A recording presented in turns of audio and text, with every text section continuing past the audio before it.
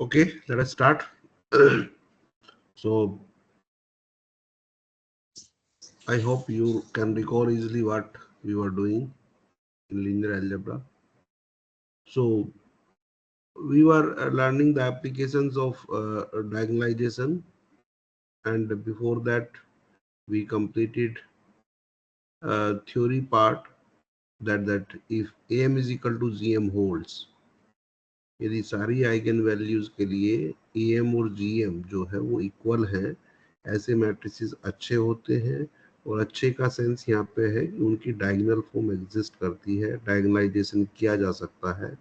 And mathematically the meaning is that AP is equal to PD, where A is the given matrix, P is the matrix having eigenvectors in columns, and D is the matrix having D is a diagonal matrix having eigenvalues at the diagonal, and AP is equal to P into D holds. Okay, it is easy to see, easy to prove.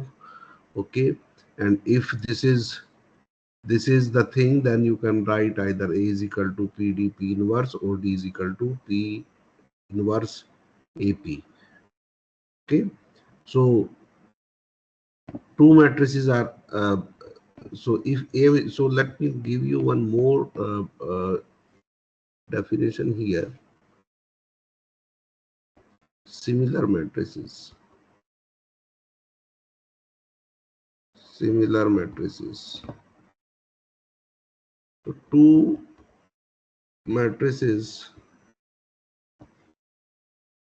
A and B are called similar if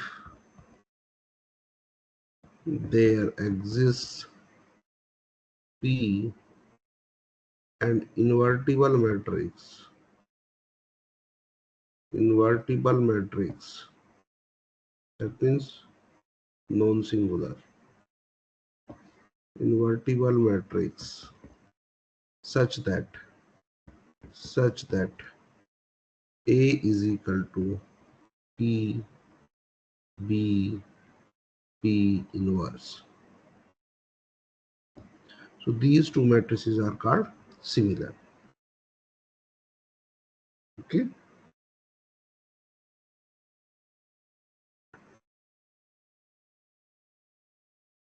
Fine.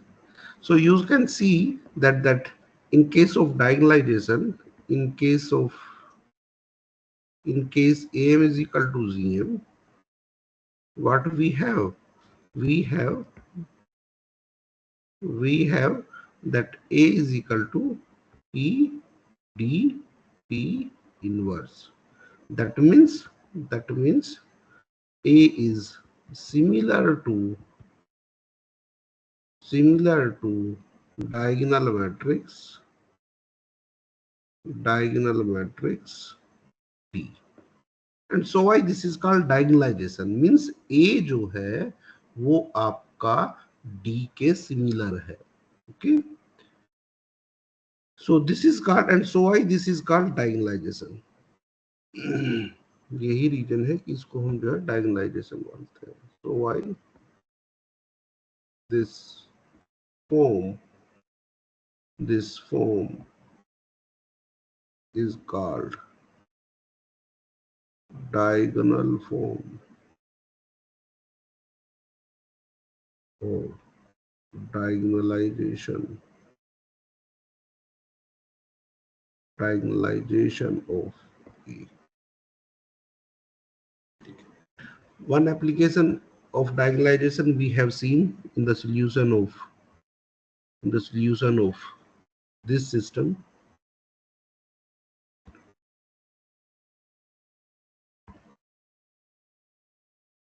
In the solution of this system, xk plus 1 is equal to axk. So k कोई भी time instant है, okay, and x0 is given. X0 is given, is known. This is called discrete system. Okay, yeah, or system of difference equations. Okay, this is called system of difference equations.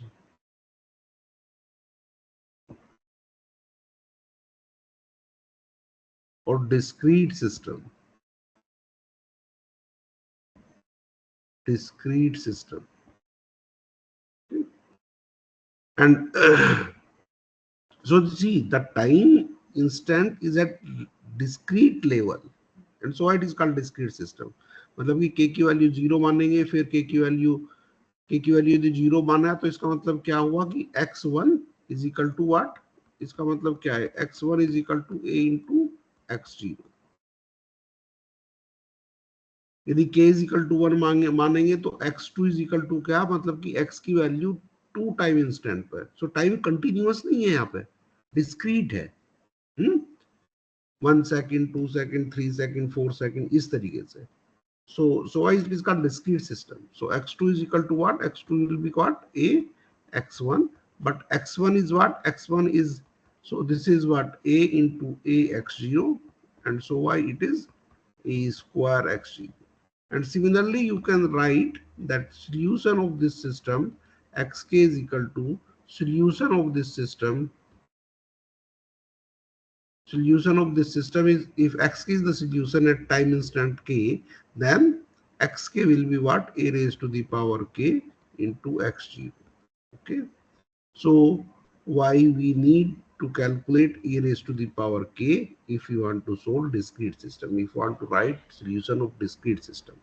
Now what is a raised to the power k? So this can be calculated. So a raised to the power k is easy to calculate, is easy to calculate if AM is equal to GM holds, and in this case,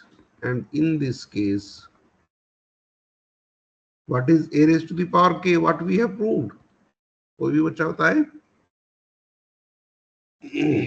I have given you this mic option. You can use your mic.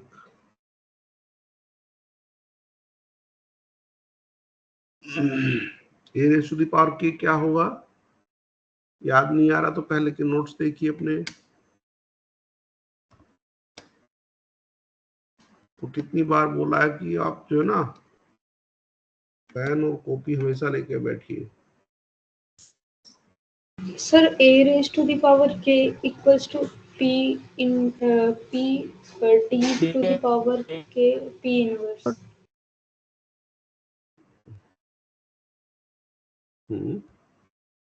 a raised to the power k is equal to what? कौन बोल रहा था नाम?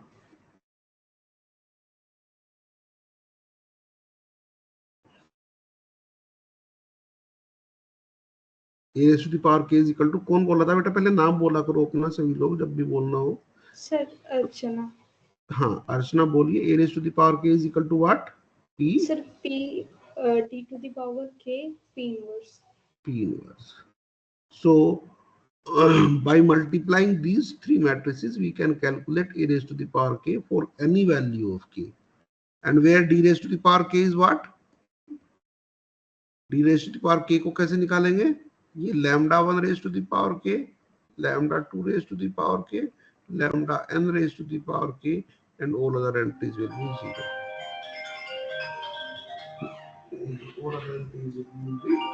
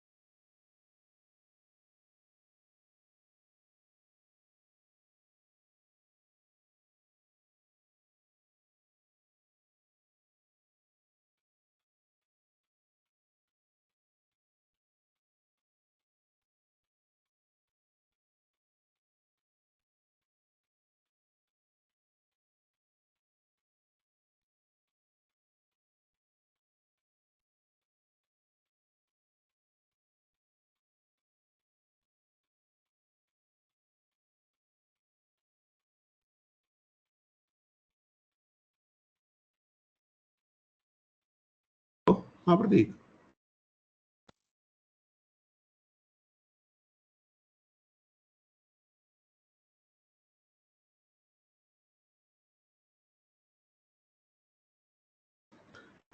Yes, so see as I said many times, maths में हम करते क्या है, यदि मैथ्स में को हमारी कोई भी प्रॉब्लम है तो उस प्रॉब्लम को हम कभी सोल्व नहीं करते, उसको करते क्या है, उसको एक ऐसी प्रॉब्लम में कन्वर्ट कर देते हैं जिसका सॉल्यूशन हमको आसानी से पता हो। ठीक है, और जो कन्वर्टेड प्रॉब्लम होती है वो भी ऑलमोस्ट सेम नेचर की होती है, ऑलमोस्ट सेम नेचर की। ये तुमने बहुत सारी जगह देखा होगा, पर्टिकुलरली यहाँ पे भी देखिए आप। जैसे जैसे कि सपोज करो कि if you want to solve A X is equal to B, ठीक है, A X is equal to B को सोल्व करना चाहते हैं।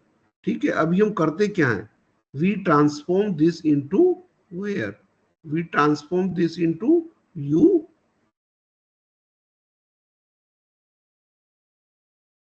You x is equal to some b tilde. हम क्या एलिमिनेशन स्टार्ट करते हैं, ए ऑगमेंटेड बी बी करके, और इसको यू बी को भी चेंज कर लेते हैं, ए को यू में चेंज कर लेते हैं और बी को बी टिल्डा में चेंज कर लेते हैं, and then we solve this. Now you see still we are solving a x equal to b, लेकिन यहाँ पे हमारे ए और बी जो है, पर्टिकुलरली ए इस तरीके से हमने बना लिया कि उसका सोल्यूशन आसान है। देखो प्रॉब्लम का नेचर दोनों का सेम है, ये भी वही प्रॉब्लम है, ये भी वही प्रॉब्लम है, आपको लीनियर सिस्टम सॉल्व करना है, लेकिन इसका सॉल्यूशन आसानी से मिल रहा है, इसका सॉल्यूशन नहीं मिल रहा था हमको। तो ये जो आसान प्रॉब्लम में कन्वर्ट करना होता है, ये इंपॉर्टेंट होता है। ठीक है, how we can convert a given problem into a known problem, okay, into an easy problem. यहाँ पे भी देखो क्या है, our target was to calculate a raised to the power k।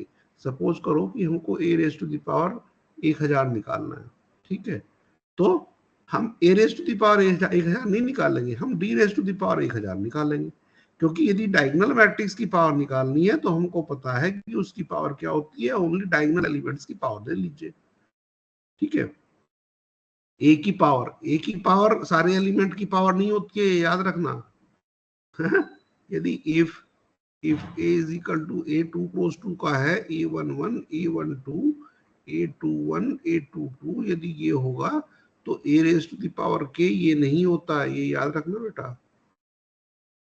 यदि ये होता तो कहानी खत्म हो जाती ना, ये नहीं होता है, पता है ना आपको कि ये नहीं होता है।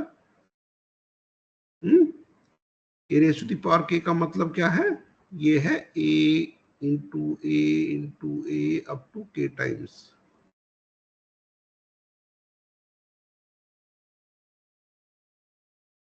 फाइन, सो लेकिन ये फॉर्मूला कब सही होगा, ये तो इजी फॉर्मूला है, ये फॉर्मूला कब सही होगा, यदि ए जो है वो डायगोनल हो, कुछ नहीं करना, उसके अंदर एलिमेंट्स की पावर ले लेनी है। ठीक है, और जीरो की पावर के तो जीरो ही होगा, तो जीरो जीरो ही रह जाएंगे सब, केवल पावर का इफेक्ट आ जाएगा डायगोनल एलिमेंट्स पे। So in this way we can calculate a raised to the power k, and once we have a raised to the power k we can write solution of any discrete system।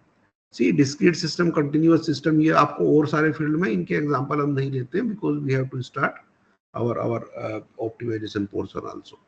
Okay, आगे चलते हैं।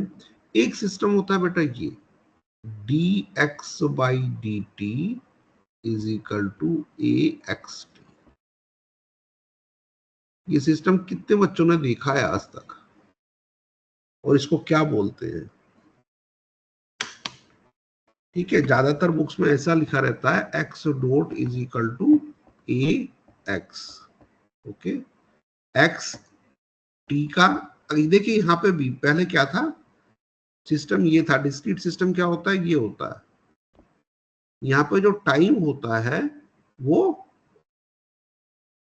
Discrete होता है, और derivative की जगह k+1 होगा, x derivative की जगह k+1 होगा। अब यहाँ पे देखिए ध्यान से, यहाँ पर डेरिवेटिव आ गया x का ax। इस सिस्टम को क्या बोलते हैं बेटे, system of linear differential equations, differential equations, और इसको दूसरे सेंस में कंटिन्यूअस सिस्टम भी बोलते हैं। कंटिन्यूअस सिस्टम क्यों? क्योंकि जो टाइम है टी वो कंटिन्यूअस है, डिस्क्रीट नहीं है। ओके, डिफरेंशियल इक्वेशंस कितने बच्चों को याद है? यस सर, क्लास 12th में। Yes Yes. सर। याद है ना differential equation? This is called system of linear differential equation. अब इसका सॉल्यूशन किसी को पता है क्या होता है?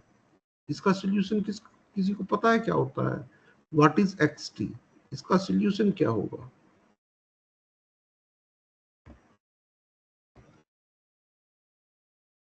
इसका सॉल्यूशन होता है बेटे e raise to the power a t into x zero.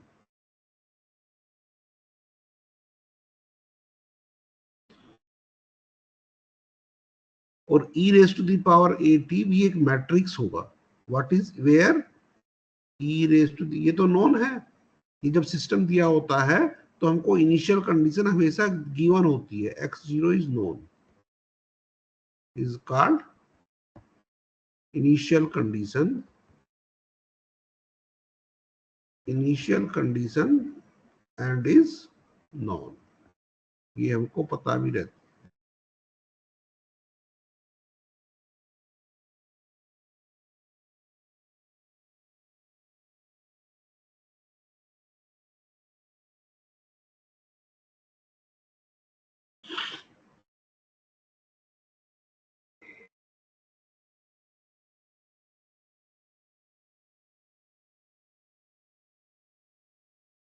ठीक है, take your time here. Yes sir. Think where e raised to the power at is equal to what?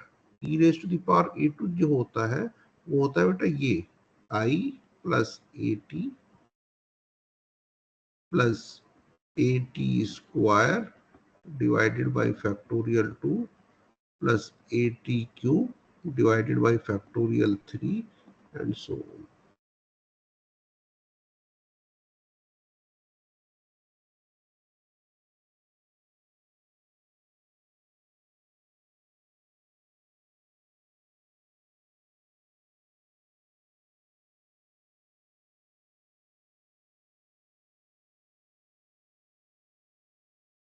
ठीक है, अब Yes, देखिए sir. बेटा, अभी मैं पहले ये दिखाना चाहता हूं कि जो है ना ये सॉल्यूशन होता है। यहाँ पे एक थोड़ी सी चीज है जो हम डिस्कस नहीं कर रहे हैं बेटा। देखिए ये राइट हैंड साइड में क्या है, एक मैट्रिक्स है। राइट हैंड साइड में सारे मैट्रिक्स का सम है, लेकिन कितने मैट्रिक्स है? Infinitely many. सो एक तरीके से ये कन्वर्जेंस है। ये जो राइट हैंड साइड में आपकी जो सीरीज है ये कन्वर्ज करेगी एक मैट्रिक्स पे, और उस मैट्रिक्स को क्या बोलते हैं? E raise to the power A T. So कोई भी यदि मैट्रिक्स हमको ए पता है तो E raise to the power A कैसे निकालेंगे? अब क्वेश्चन ये है, क्योंकि ये ऐसे 100 ये ऐसे सम तो नहीं निकाल सकते।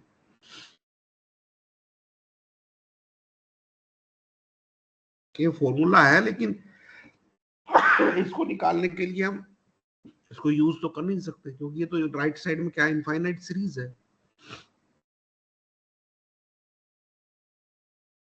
राइट साइड में तो क्या है? इनफाइनाइट सीरीज है। Yes, sir.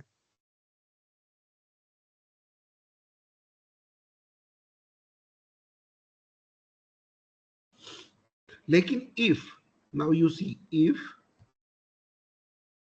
am is equal to gm holds, तो बेटे क्या होता है? क्या तुमको पता है? a is equal to क्या होता है? pd,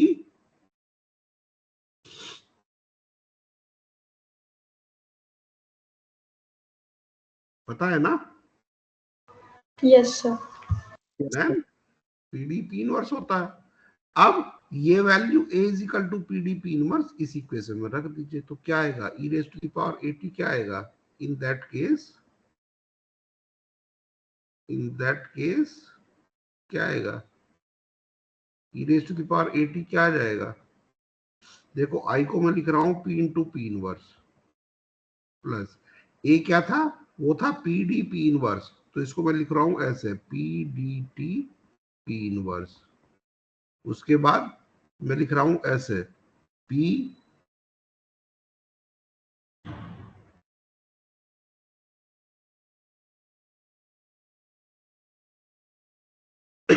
A raise to the power 2 क्या होगा बेटा, यदि ए जो है ये देखो है क्या, A raise to the power A square T square divided by factorial 2, यही है ना। अब ए यस स्क्वायर क्या होता है, plus sir A P square, D square P inverse. Yes, so A square actually होता है P D square and here I can write P inverse. ये तो है कांस्टेंट, इसको तो ये तो है एक नंबर, इसको अंदर भी ला सकते हैं। So let me right this again, this is actually what,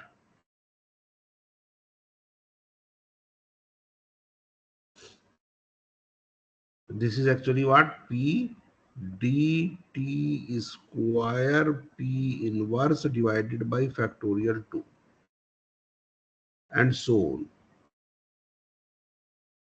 तो देखो बेटे क्या हो जाएगा, p इधर से कॉमन लो, p इनवर्स इधर से कॉमन लो, क्या बचा अंदर, i plus dt plus dt square divided by factorial 2 plus this।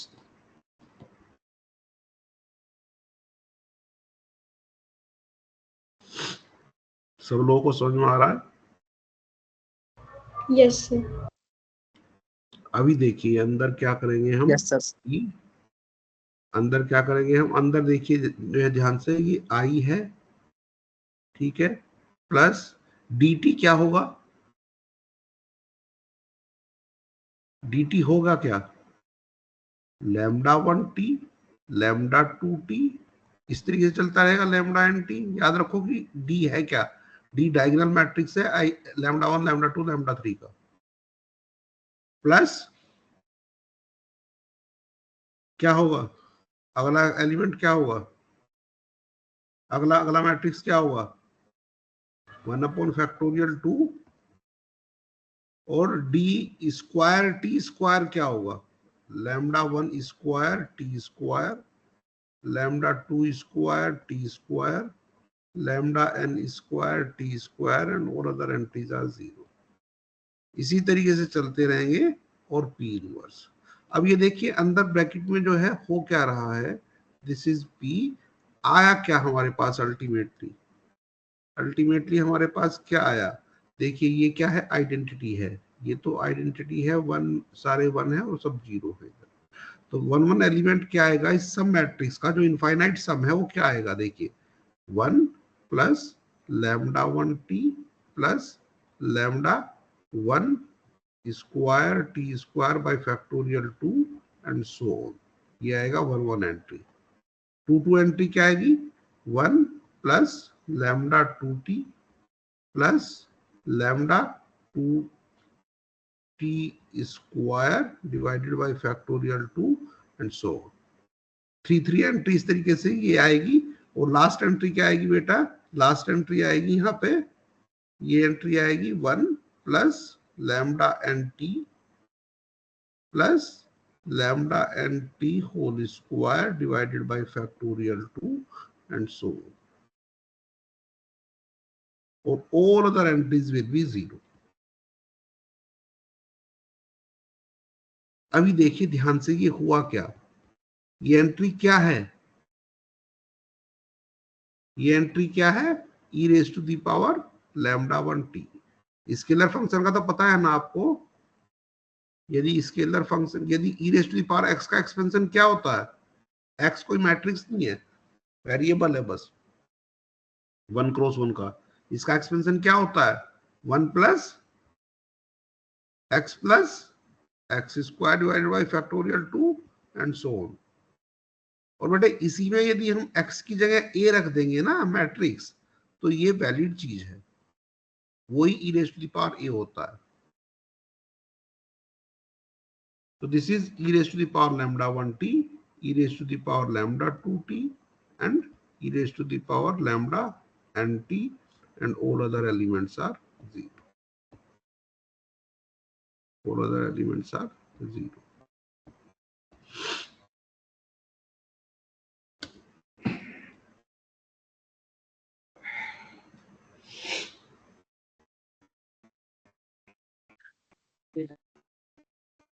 और P इनवर्स, थोड़ा सा सोचो बेटे, बहुत आसान चीज है। अगर किसी को कहीं भी समझ में नहीं आया है तो बोलिए। कंक्लूजन क्या है कि यदि AP is equal to GP hold है, यदि हमारा ये है, तो e raise to the power 80 क्या होगा? Just you multiply these three matrices. P, इसको बोलते क्या है बेटा? इस मैट्रिक्स को बोलते क्या है? P e raise to the power dt P inverse. ये जो है e raise to the power dt, actually ये मैट्रिक्स है।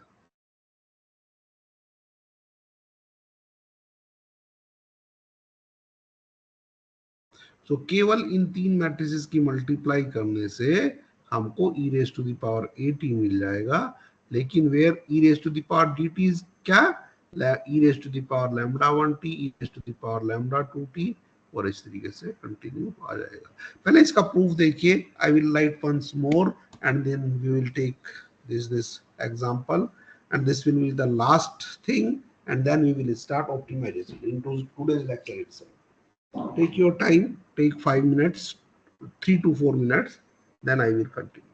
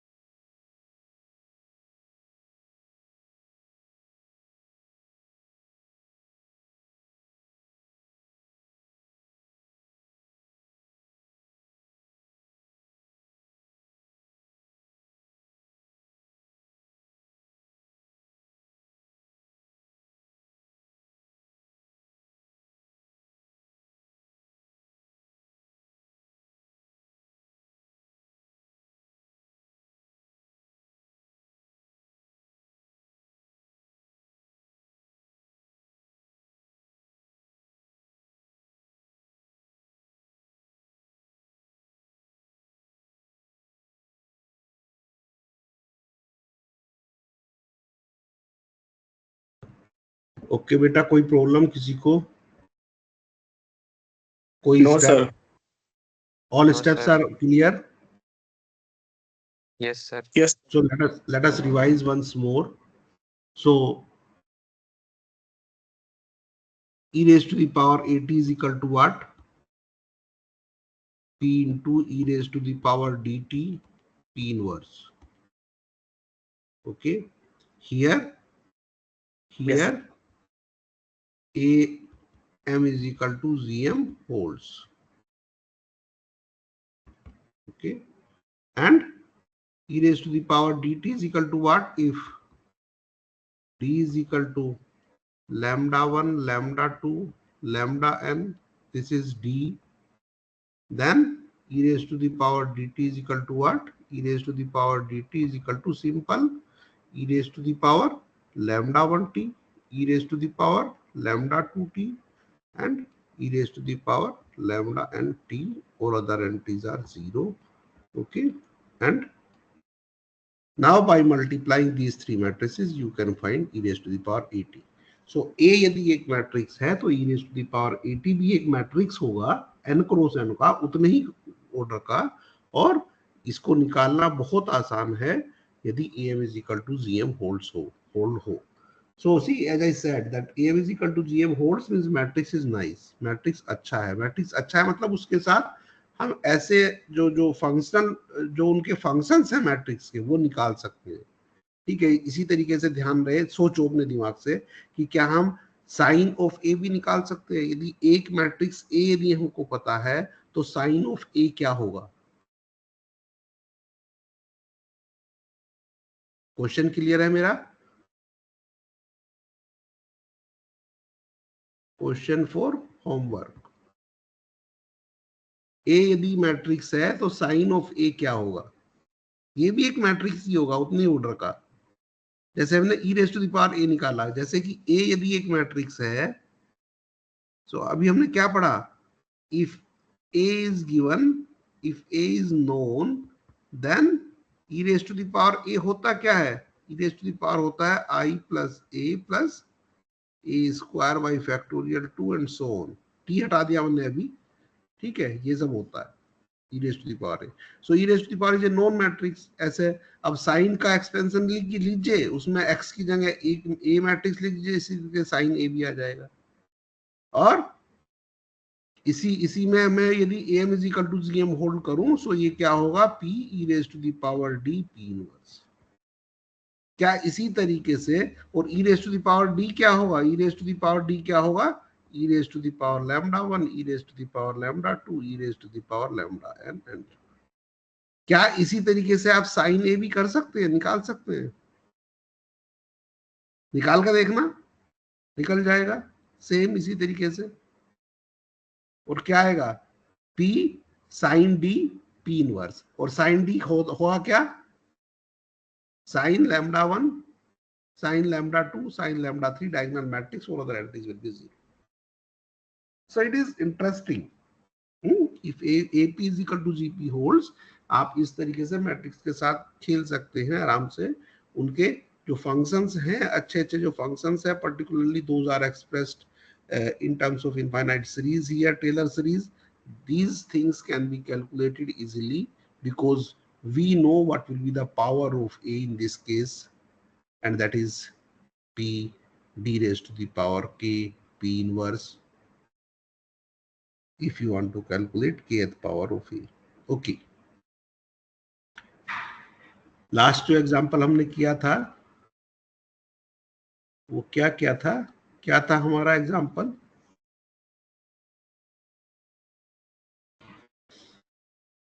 टू 4 4 3 -1 0. इस वाले मैट्रिक्स को कोई बच्चा लिख ले.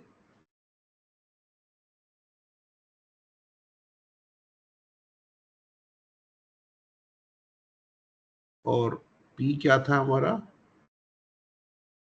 ये था P. इसको भी लिख ले.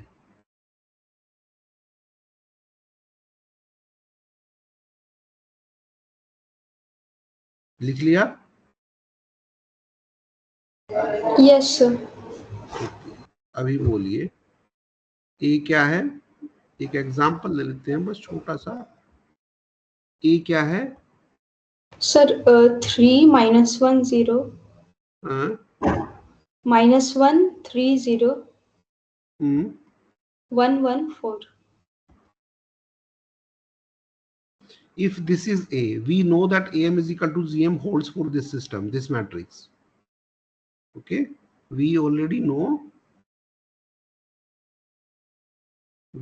that AM is equal to GM holds here, and D क्या है बेटा? D मैट्रिक्स क्या है इसके लिए? 2 4 4 और सब एंट्री 0, और P मैट्रिक्स क्या है इसके लिए? कॉलम वाइज बोलो, first column sir -1 -1 0 -1, column wise बोल रहे हो, रो वाइज? कॉलम वाइज बोल रहे हो कि row wise? Sir row wise. Row wise -1 -1 0 -1 0 sir -1 1 0 -1 1 0 1 0 1 1 0 1 0, ये इसके लिए P आएगा। अब यदि मैं इस मैट्रिक्स को आपको दूं और पूछूं कि e raise to the power 80 क्या होगा, तो क्या होगा? P, आप पहले P लिखेंगे और बीच में क्या लिखेंगे? e raise to the power dt और P इनवर्स निकाल लेंगे।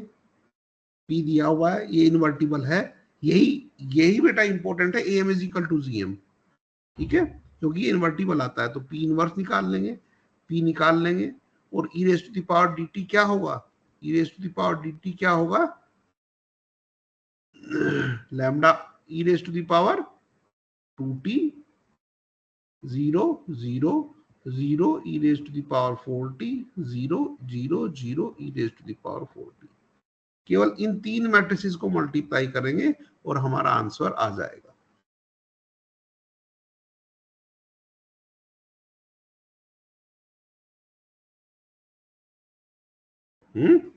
अब यदि मैं इस क्वेश्चन को थोड़ा सा मॉडिफाई कर दूं, थोड़ा सा चेंज कर दूं और पूछूं what is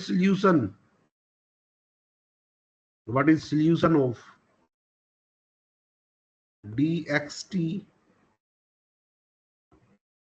by dt is equal to axt, where x0 is equal to 102।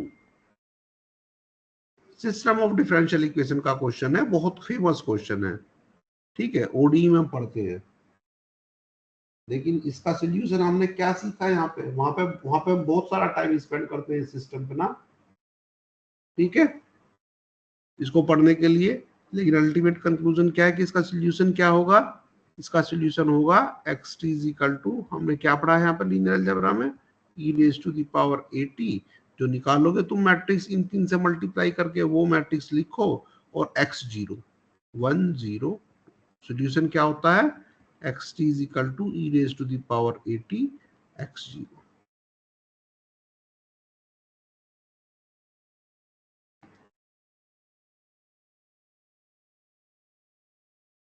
अच्छा, ये मैंने दिखाया नहीं कि सोल्यूशन होता है, 1 मिनट लगेगा, बस दिखा देता हूँ आपको। अच्छा,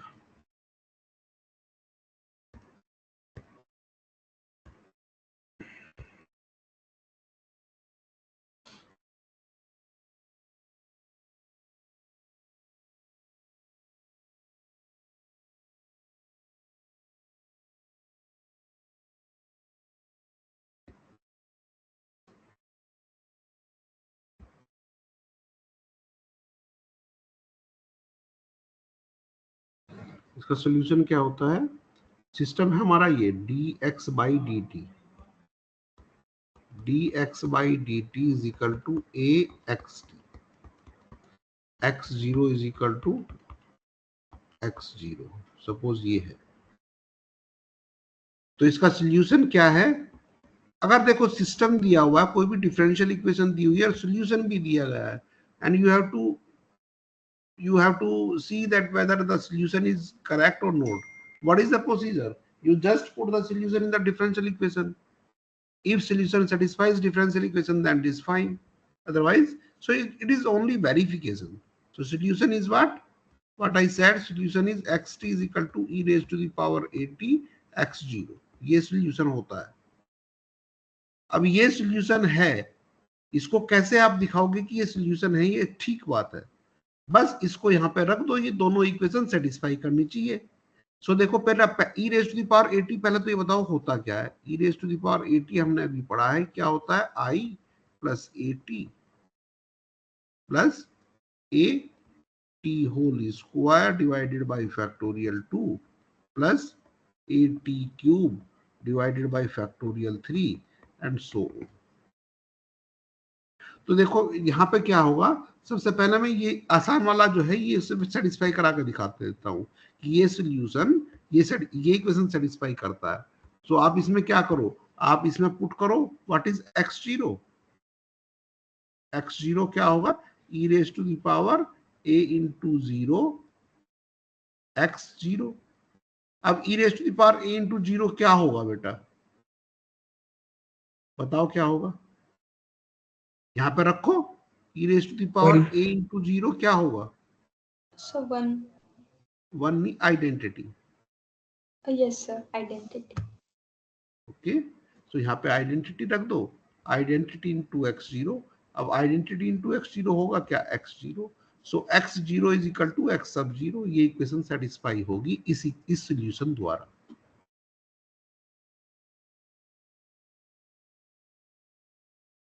अभी देखिए बेटा, यदि e raise to the power 80 ये है तो इसका डेरिवेटिव क्या होगा?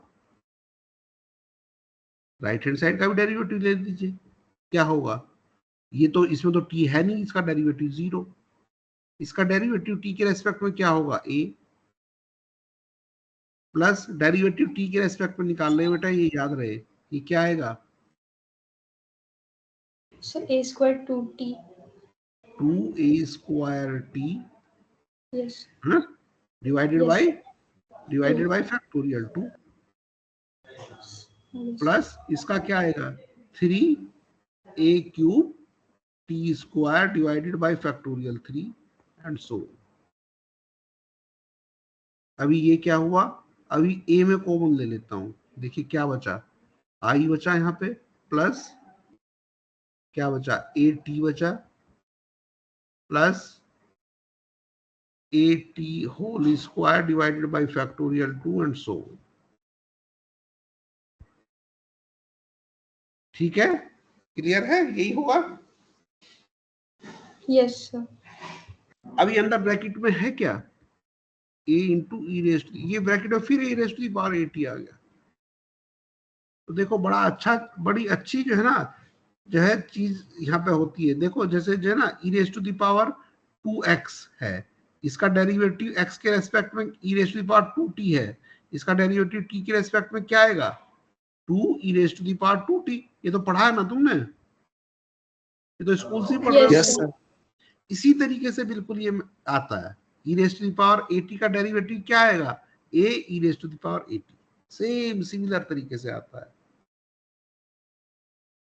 अब इसको सेटिस्फाई कर लो. अब मैं कह रहा हूं कि ये सॉल्यूशन है, ये सॉल्यूशन है, तो इस इक्वेशन में रखो. यदि left hand side equal to right hand side होगी तो बहुत अच्छी बात है, इसका मतलब ये सॉल्यूशन है. अब इसको यदि यहाँ पे रखोगे तो क्या आएगा? इसको यदि यहाँ पे रखोगे तो क्या आएगा? लेफ्ट हैंड साइड क्या हो जाएगी? सॉल्यूशन है क्या? dx by dt is equal to a e raised a xt. यही है ना? अब तुमको इसमें रखना है substitute xt is equal to what? xt is equal to e raised to the power 80 x0. Okay fine. तो लेफ्ट हैंड साइड क्या हो जाएगा? d by dt e raised to the power 80 x0. अब डेरिवेटिव करो, ये तो constant है, तो ये क्या आएगा derivative? Derivative of e raise to the power 80 x0. इसका तो डेरिवेटिव से कोई मतलब है नहीं. भाई इसका प्रोडक्ट का डेरिवेटिव कर रहे हो ना, इसका डेरिवेटिव इनटू दिस प्लस इसका Yes. प्लस प्लस ये इनटू इसका डेरिवेटिव जीरो आएगा. So this is equal to what? अभी हमने निकाला कि ये है क्या, a e raise to the power 80 x0. e raise to the power 80 का डेरिवेटिव निकाला था ना हमने, a e raise to the power 80. So e raise to the power 80 का डेरिवेटिव क्या लिखा हमने, a e raise to the power 80. अभी e raise to the power 80 x0 है क्या, जो तुमने सब्स्टिट्यूट किया था, xt. So this is equal to a xt. और ये क्या है, ये राइट हैंड साइड होगी, ये राइट हैंड साइड होगी. So that means our claim that this is the solution of this system is correct.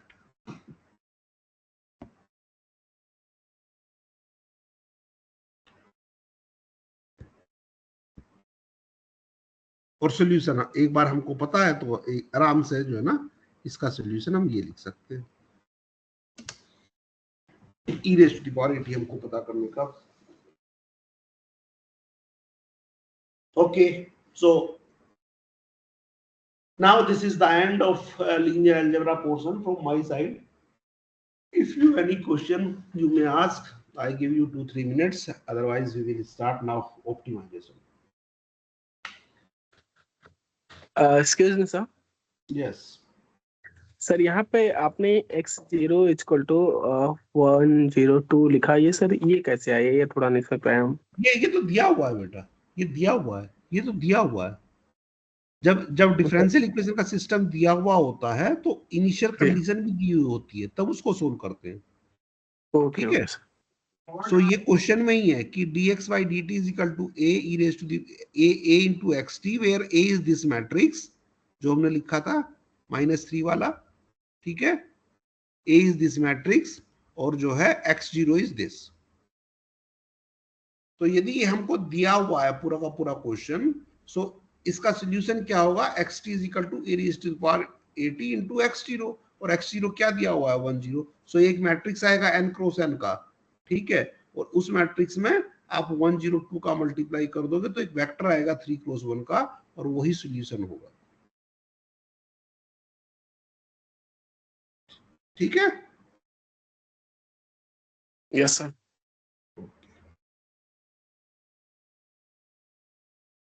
जो कैलकुलेशन वाली चीजें मैंने छोड़ दी हैं, क्या नहीं है बहुत ज्यादा. Please complete all these things.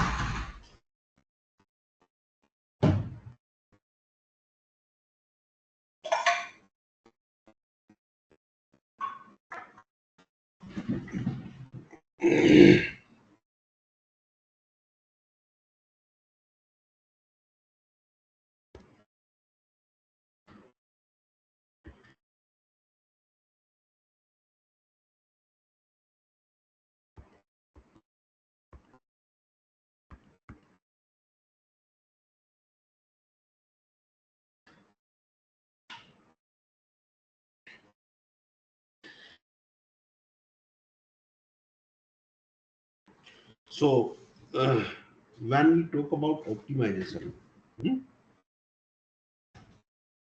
first of all, in since last 2, 3, or 4, 5 years, there are many techniques in machine learning, data science, and these techniques highly depend on numerical techniques from linear algebra and optimization. Okay, and many times mixture of both. And so I this was the plan that at least in second semester our student must be familiar with all basics of these two things, at least linear algebra and optimization. Okay, so and there are 2 courses in this semester, second semester, around these 2 topics. So 102 and 106. So optimization, as per the word, I think meaning is clear. We want to optimize something. Something is called objective function. एक हमारे पास function है जिसको हम optimise करना चाहते हैं. This is the optimization thing. बहुत तरह की प्रॉब्लम हो सकती है. फंक्शन बहुत तरीके के हो सकते हैं, ऑब्जेक्टिव फंक्शन. उसके बाद कंस्ट्रेंट भी हो सकते हैं, अनकंस्ट्रेंट प्रॉब्लम भी होती हैं. सो but see, the whole optimization can be divided into 3 subcategories. One is algorithm.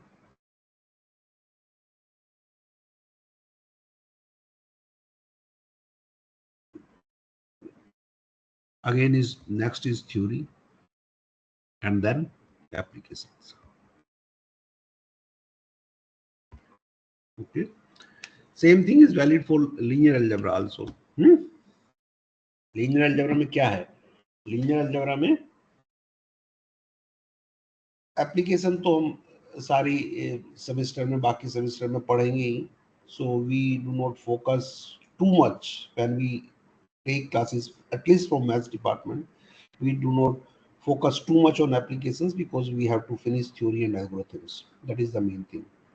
Even theory and algorithms cannot be covered together in one course. So our intention to divide all these things at least in 2 courses, and here in 102 we give more focus on theory in linear algebra part, and in 106 more focus on algorithm. But this we will not follow in optimization. See, in optimization, again application we will do in other courses, other subjects. Chota application, theoretical application we can do here, or normally we do theoretical abstract applications in this maths classes. Means we just solve examples, nothing else. So but here in this optimization thing, see, there are many types of optimization problem, and these things are actually can be can be learned for 2 types of problem. One is linear problem, and another is non-linear problem.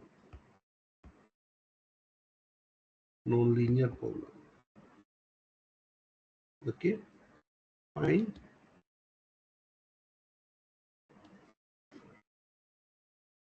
There is one more division, that is constraint problem and unconstrained problem.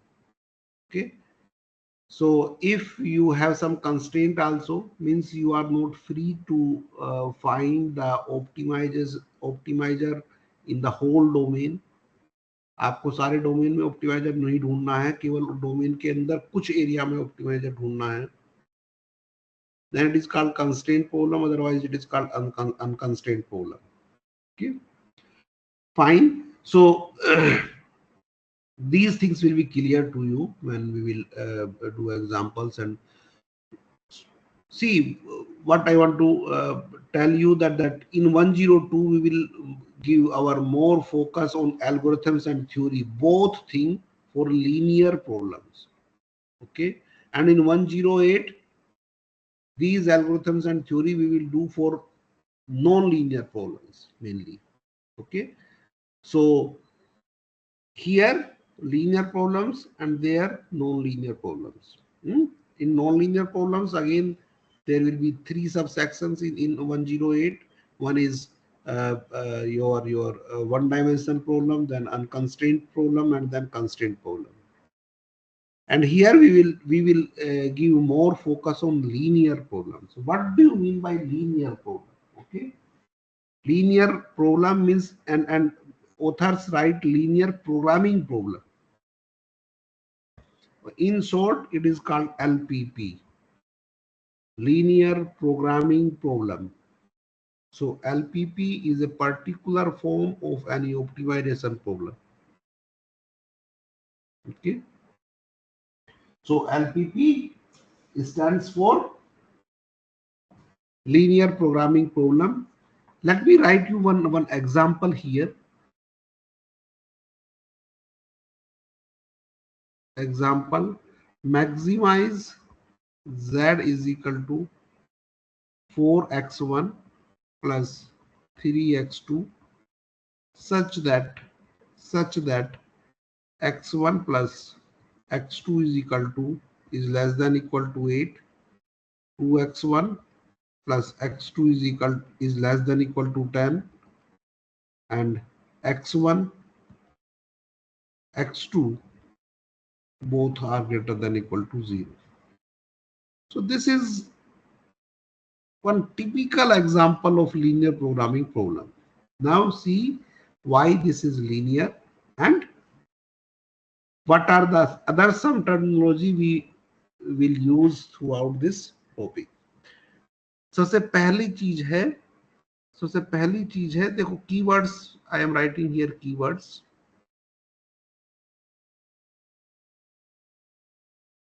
First thing is objective function. Objective function.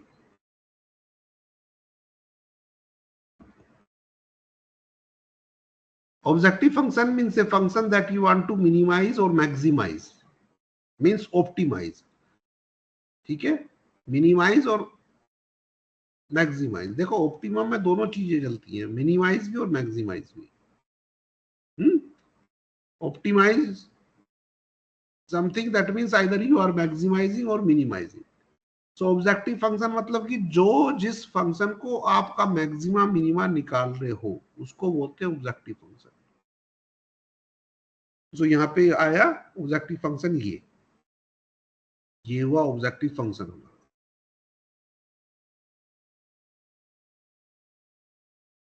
अब देखिए x1 दूसरी चीज है decision variables. Decision variables, जिन variables को हमको ढूंढना है optimisation. देखिए इसमें तीन वेरिएबल हैं, z, x1 और x2. ओके, z को हमको ऑप्टिमाइज करना है, लेकिन वेरी किसको कर सकते हैं, x1 और x2 को. सो डिसीजन वेरिएबल्स कितने हुए यहाँ पे इस वाली प्रॉब्लम में. Here number of decision variables are here are x1 and x2. x1 जो इंडिपेंडेंट वेरिएबल है आपके जो जिनको आप वेरी करके z की वैल्यू को मैक्सिमाइज करना चाहते हैं, these variables are decision variables. That means the main variable, those you are searching to take decision on the maximum value of z. जिनको आप ढूंढ रहे हैं वो डिसीजन वेरिएबल हो गए. ढूंढ किसको रहे हैं? x1 और x2 की ऐसी वैल्यू को कि z का मैक्सिमम मिल जाए. So x1 and x2 are decision variables. You have to take decisions on x1 and x2. x1 x2 का जो वैल्यू लोगे आप, तो उसके कॉरस्पॉन्डिंग z की एक ऐसी वैल्यू चाहिए जो कि maximum. So these variables are called decision variables. So यहाँ पे कितने decision variables हैं इस प्रॉब्लम में? दो, x1 और x2. ओके, इसका मतलब आप कहां पे सॉल्यूशन ढूंढ रहे हैं? R2 में. मैथमेटिकली क्या मतलब है कि आप सॉल्यूशन कहां पे ढूंढ रहे हैं? R2 में. एक प्लेन है, ये x1 है, ये x2 है, और यहां पे आप ऐसे पॉइंट ढूंढ रहे हैं. x1 कोई भी पॉइंट लोगे तो x1 x2 की वैल्यू आ गई. ये पॉइंट भी एक x1 x2 की वैल्यू दे रहा है, ये पॉइंट भी, ये पॉइंट भी. तो आप इन पॉइंट्स पे क्या निकाल रहे हो? इन पॉइंट्स पे z की वैल्यू निकाल रहे हो, और आपको एक ऐसा पॉइंट चाहिए जहां z की वैल्यू मैक्सिमम हो जाए. Am I right? Am I clear to all? Yes, sir. Yes, sir. So where you are searching your solution, decision variables. Mathematically, I can say that I am searching my solution in R2.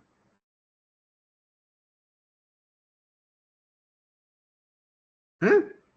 लेकिन क्या मैं सारे R2 में solution को ढूंढ सकता हूं? क्या ऐसा फ्रीडम मुझको प्रॉब्लम मेरी दे रही है?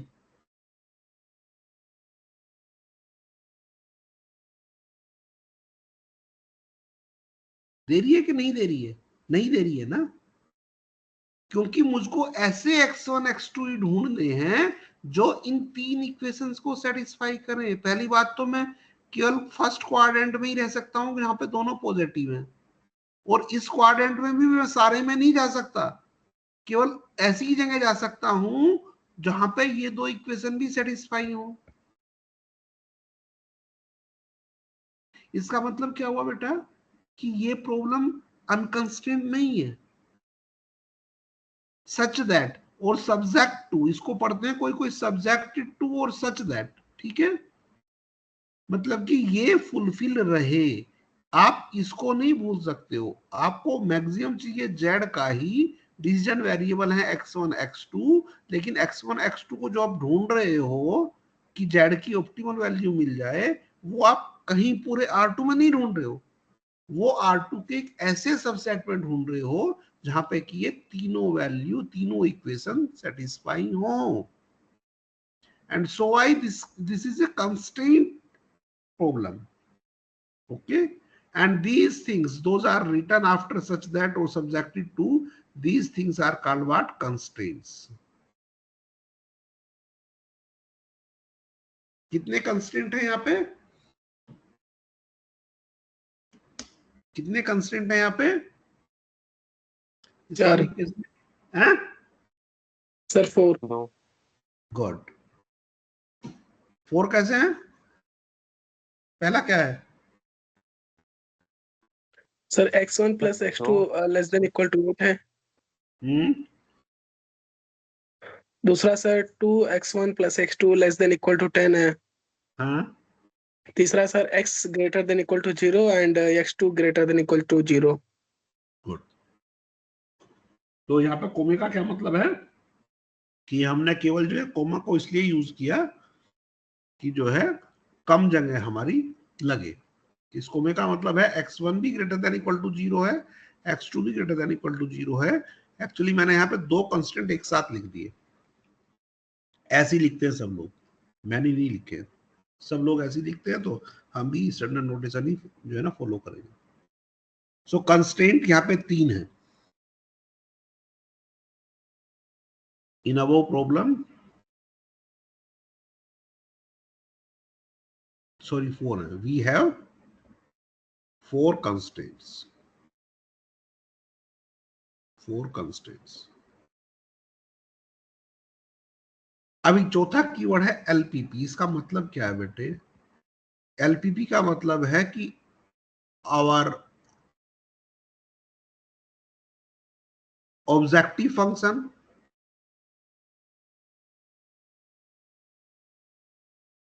and all constraints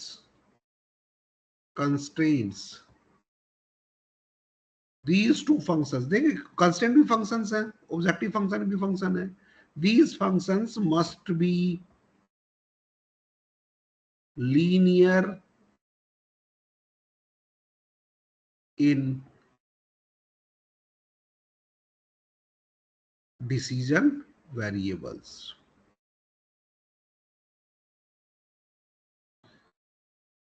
x1 x2 x3 जितने भी आपके डिसीजन वेरिएबल हैं इनके लीनियर फंक्शन ये होने चाहिए, मतलब कि ना ही तो ऑब्जेक्टिव फंक्शन में और ना ही आपके किसी भी कंस्टेंट में किसी भी डिसीजन वेरिएबल की पावर एक से ज्यादा नहीं होनी चाहिए, ओके।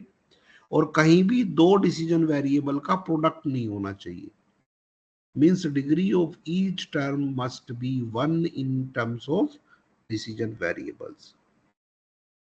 क्लियर है कि सारे फंक्शन डिसीजन वेरिएबल्स के रेस्पेक्ट में लीनियर होने चाहिए, कहीं भी ना तो डिसीजन वेरिएबल्स की पावर होगी ना ही प्रोडक्ट होगा।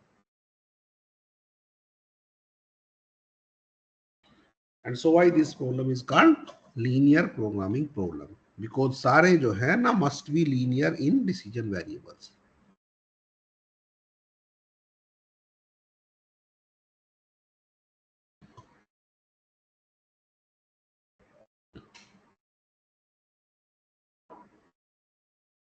क्लियर?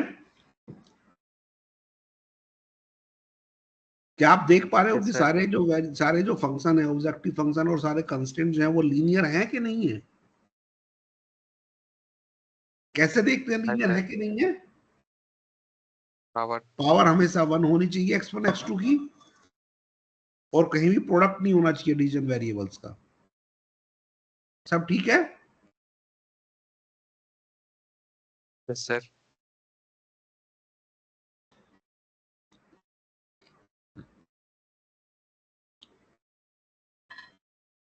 अभी हमको ऐसी प्रॉब्लम के लिए क्या क्या सीखना है, थोड़ी बहुत थ्योरी करेंगे और इसका एल्गोरिथम भी सीखना है कि इसको कैसे सोल्व कर सकते हैं अपने कंप्यूटर पे।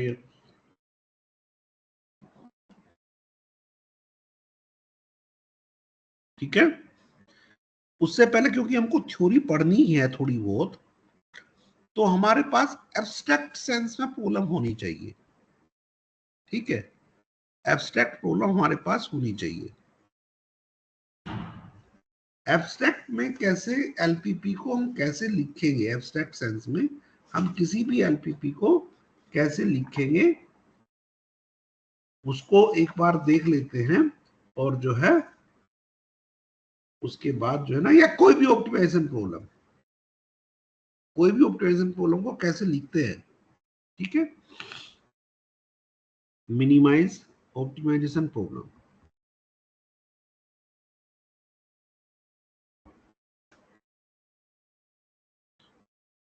कैसे लिखते हैं, या तो मिनिमाइज करेंगे या मैक्सिमाइज करेंगे किसी भी फंक्शन fx को, सच दैट कुछ और फंक्शंस लिखेंगे जो है लेस देन इक्वल टू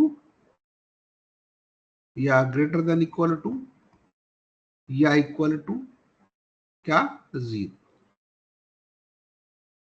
आई कितने हो सकते हैं, आई जो होता 1 2 3 अप टू m तक हो सकते हैं किसी भी m के लिए, और x जो है वो कहीं भी हो सकता है Rn में। देखो ऐसे लिखते हैं कोई भी ऑप्टिमाइजेशन प्रॉब्लम एब्स्ट्रैक्ट सेंस में। इसका मतलब क्या हुआ, डिसीजन वेरिएबल कितने हैं हमारे, नंबर ऑफ डिसीजन वेरिएबल्स कितने हैं, डिसीजन वेरिएबल तो x होते हैं ना, जो यस सर। आपके इंडिपेंडेंट वेरिएबल्स है कंस्ट्रेंट के ऑब्जेक्टिव फंक्शन की। तो कितने कितने कंपोनेंट है इस वेक्टर में, n। ये वेक्टर क्या है, Rn में है ना, मतलब कि x1 x2 x3 xn, तो n डिसीजन वेरिएबल हुए। और नंबर ऑफ कंस्टेंट कितने हुए? नंबर ऑफ कंस्टेंट्स कितने हुए? m m m ये नंबर ऑफ कांस्टेंट आपके हुए। और f और gi यहां पे क्या है? कुछ भी फंक्शन है तो ये एलपीपी नहीं है, ये कोई भी इन जनरल ऑप्टिमाइजेशन प्रॉब्लम हमारी ये है, ये एलपीपी नहीं है।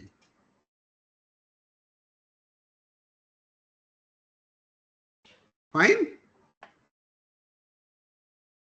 yes sir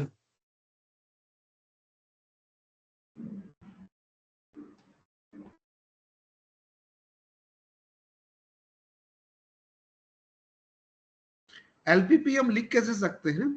एलपीपी को हम कैसे लिखते हैं बेटा? एलपीपी को यदि ऐसी फॉर्म में लिखेंगे तो क्या लिखेंगे? या तो मैक्सिमाइज करेंगे या मिनिमाइज करेंगे। z को z कैसा होना चाहिए? कौन लीनियर होना चाहिए? c2x2 प्लस cnxn और सच दैट क्या होगा? सारे लीनियर फंक्शन होंगे a11 x1 plus a12 x2 plus a1n xn, या तो लेस देन हो या ग्रेटर देन हो या इक्वल टू हो b1। ध्यान से देखो बेटा, मैंने पहला कंस्टेंट लिख दिया। ऑब्जेक्टिव फंक्शन के लिए क्या है? जो कि लीनियर होना चाहिए, तो लीनियर का मोस्ट जनरल फॉर्म क्या होगा कि ये c1 c2 c3 कांस्टेंट है और ऐसे ही कोई होगा। यहाँ पे हमारी प्रॉब्लम ये R2 में थी, तो यहाँ पे c1 क्या है? 4 है, c2 क्या है? 3 है, x1 x2, क्योंकि लीनियर ही फंक्शन लिखना है हमको। पहला कंस्टेंट हमने ये लिखा है, दूसरा कंस्टेंट भी लिख सकते हैं 2 1 x1 a22 x2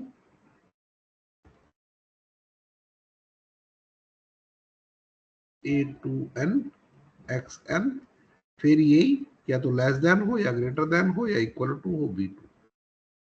इस तरीके से भी हमको m कंस्टेंट लिखने हैं, तो क्या होगा?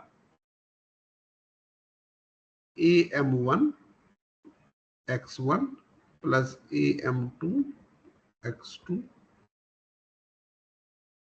Plus amn xn less than greater than और इक्वल टू कोई सा भी एक साइन और bn।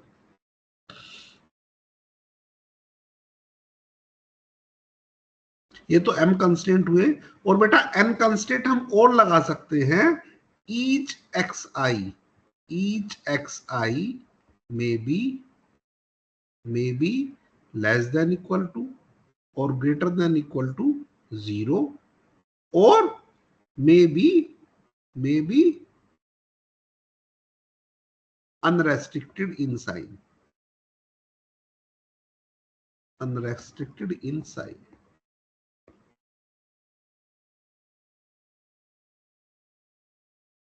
अनरेस्ट्रिक्टेड इन साइन मतलब कि हो सकता है कि देखो जैसे हमने यहां पे लिखा x1 greater than equal to 0, x2 greater than equal to 0, लेकिन हम ऐसा भी कर सकते हैं, प्रॉब्लम में ऐसा भी हो सकता है कि x1 is greater than equal to 0 और x2 is less than equal to 0, ये भी हो सकता है। या हम कोई कंडीशन अनरेस्ट्रिक्टेड कर दें, हम कुछ लगाए ही ना, हम लिखे कि x1 is greater than equal to 0 और x2 में कोई कंडीशन नहीं है,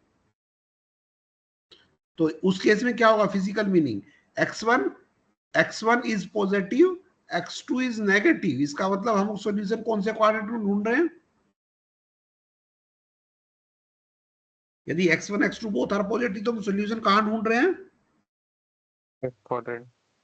फर्स्ट क्वाड्रेंट में। तो यदि x1 पॉजिटिव होगा और x2 नेगेटिव होगा तो फोर्थ क्वाड्रेंट में। और यदि x1 greater than equal to 0 हो और x2 पे कोई कंडीशन नहीं है, तो इसका मतलब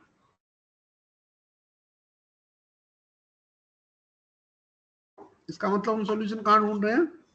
first and second quadrant, first और सेकंड, फर्स्ट और fourth. Yes yes, good. First और फोर्थ कोऑर्डिनेट इस क्वाड्रेंट में।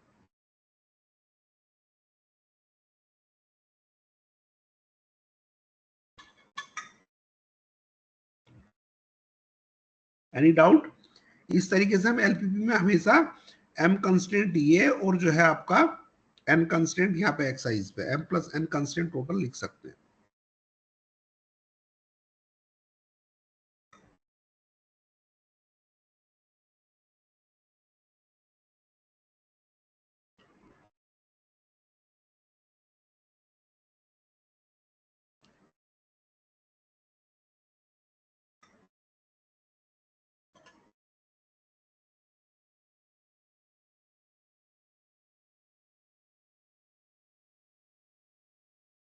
अब हर बार हम यदि इतना बड़ा प्रॉब्लम लिखेंगे तो बड़ा टाइम भी लगेगा और वो भी करेगा। इसकी एक शॉर्ट फॉर्म बना लेते हैं हम, इसका एक कॉम्पैक्ट फॉर्म बना लेते हैं यूजिंग द मैट्रिसेस। देखो बेटा क्या होगा, मैक्सिमाइज और minimize what, z is equal to, इसको ऐसे लिखेंगे c ट्रांसपोज x। ठीक है, x क्या है, x है ये वेक्टर x1 x2 xn, और c क्या है, c है ये वेक्टर c1 c2 cn। दोनों कॉलम वेक्टर है, ये याद रखें, इसलिए हमने यहाँ पे ट्रांसपोज लिखा है। तो यदि c ट्रांसपोज x निकालेंगे तो क्या आएगा बेटे, यही आ जाएगा ना, दिख रहा है ना आपको? Yes sir. Good, such that, अब ये जो पूरा है, ये जो पूरा है इसको हम कैसे लिख सकते हैं, a इंटू एक्स। ए क्या होगा, एक मैट्रिक्स है जिसकी एंट्रीज हैं ए आई जे। आई कहां से कहां तक है, आई है 1 से m तक, और j है 1 से n तक, और x तो यही हुआ। सो ये पूरा का पूरा है a इंटू एक्स। उसके बाद either less than equal to हर इक्वेशन में, या ग्रेटर देन इक्वल टू, या इक्वल टू b। b क्या है, b एक मैट्रिक्स है, कॉलम वेक्टर है b1 b2 bm। Okay,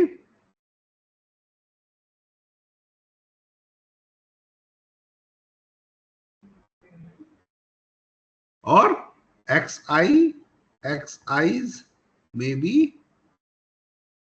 be greater than equal to 0 or less than equal to 0 or unrestricted inside, मतलब कि कोई भी कंडीशन ना हो, उनको बोलते हैं अनरेस्ट्रिक्टेड।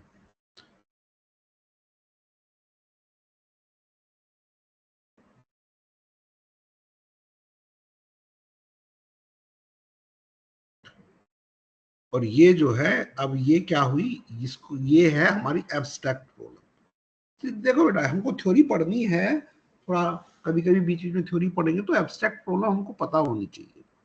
कोई भी लीनियर एलपीपी प्रॉब्लम इस रूप में लिखी जा सकती है।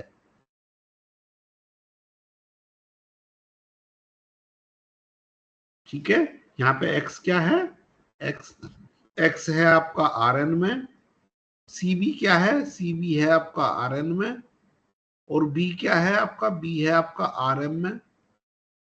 ओके, और a क्या है, a आपका मैट्रिक्स है m क्रॉस n। जी याद रहे आपका।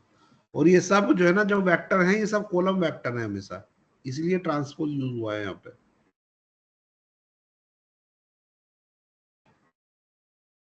तो कोई भी लीनियर प्रोग्रामिंग का जो प्रॉब्लम है वो आपका, ये उसका एब्स्ट्रैक्ट फॉर्म है। यदि कोई प्रॉब्लम इस फॉर्म में लिखी हुई है, इसका मतलब वो एलपीपी प्रॉब्लम है।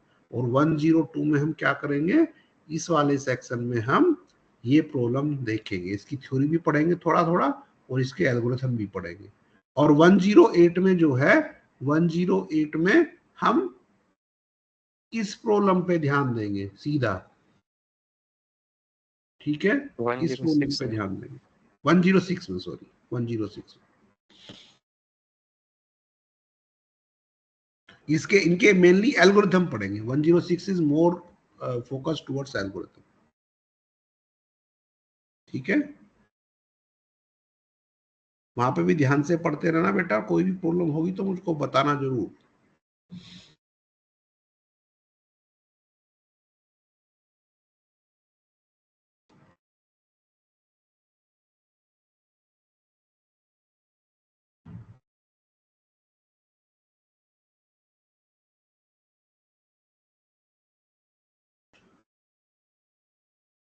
ठीक है, यस सर।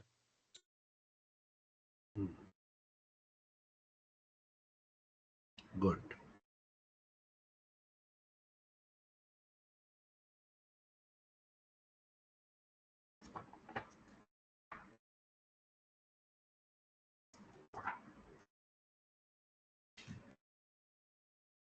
ठीक है, so now we will continue this on Monday। Monday को कंटिन्यू करेंगे इसको। Okay sir.